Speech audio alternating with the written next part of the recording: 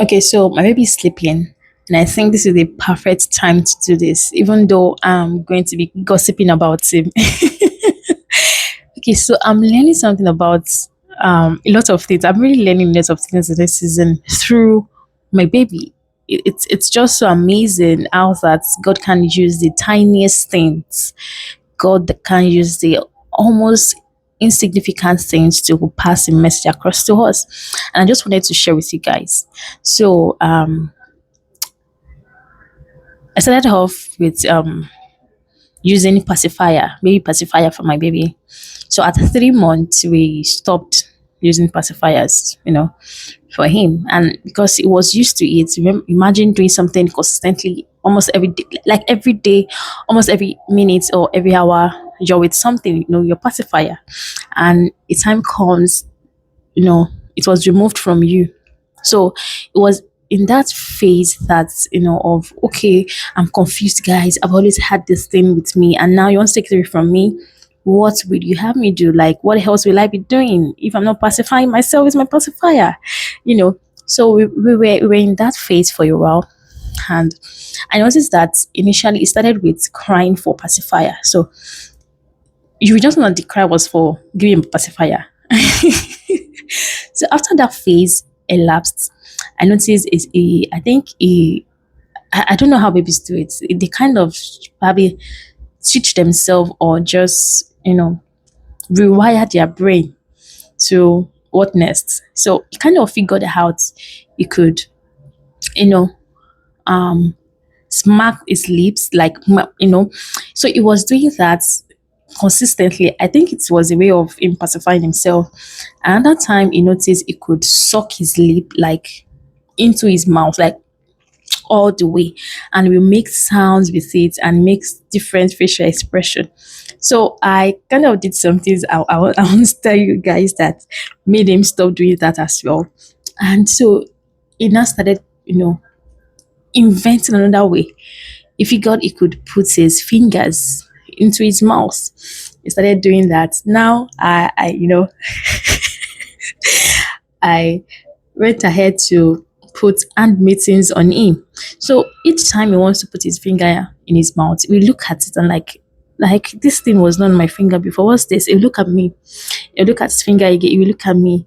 And he will still go ahead and just put a finger in his mouth anyway. And he will be like, it doesn't taste the way my finger would taste. So he will pull it out.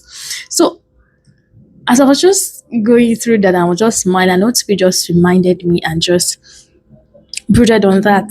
I was like, only if you can be this consistent and persistent and rugged and not giving up on the things I tell you to do. I've stayed for on this for over a month, and every single day just keep coming to me. And I just felt like sharing with you guys. The journey of my baby pacifying himself with anything, with every possible means. Sometimes we give excuses as to why that thing cannot happen or how it is impossible for us to do. And my baby's inventive way of always making sure he pacify himself, whether through his pacifier, whether through his lips, whether through his tongue, whether through his fingers, whether through even your skin. Sometimes when you carry him, it starts to lick on you, like and it's just like me looking for every possible way to make sure I pacify myself regardless. And it struck me, and I just wanted to share with you guys to make sure that you don't let anything stop you. You might be used to your pacifiers, you might be used to a tool, a system, an environment, a government, a country, a kind of life, a community, and probably you no longer have those systems or those supports or those people or those whatever that tool, you no longer have it, and you're like, oh, I'm done for. You are not. You just need to figure out another way. And even if the door seems still shut, you figure out another way and yet another way. And the scripture to back this up was about Isaac, how that when he sowed in the land, and when the I think the Egyptian came, and they started filling the no, it was not sowing. He actually dug the land for for water.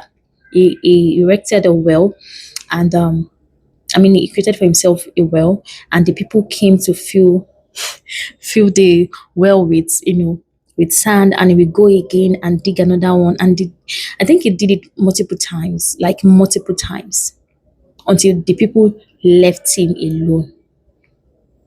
Know the word, left him alone. It was not one that was like, oh, I've tried the first time, I tried the second time. I'm no, God knows I've done my best. No, you don't do your best until you continue to do it. You don't do your best until the devil gives up. You don't do your best until um there's no other way. Trust me, if there's still there will always be another way. Just have to be like my baby, figuring out every way possible, every way possible. And I know sometimes it can be exhausting. Sometimes it can be draining. It can be a confused. It can put you in a confusing state. Just like maybe sometimes you will be confused as to, I used to have this thing. Sometimes you might need to cry, like my baby. Sometimes you will cry for the pacifier. I will not give him. He will cry when you remove his finger from his mouth. He will cry. Because you've put his hand mittens on him. He will cry when you tell him to stop licking on you. But that will not still stop him to try again or to invent another tool for himself to pacify himself. So this is just me encouraging you, regardless of how you feel, regardless of what is going on, regardless of how many times you've tried. I want you to take solace to swallow and inhale courage with this video and try again. Trust me, you'll never know. You never know. Just like Isaac, you never know when the people will leave you alone. You never know when the opportunity will click. I know you've tried to apply and apply. I know you've tried to get pregnant. I know you've tried to get that job done. I know you've tried to make that business successful and you're giving up. But you know deep down, this is what you got to do. You know this is what God told you. You know this is what you needed to do, even though it looks so impossible. I know you can, and I hope that you will. Peace.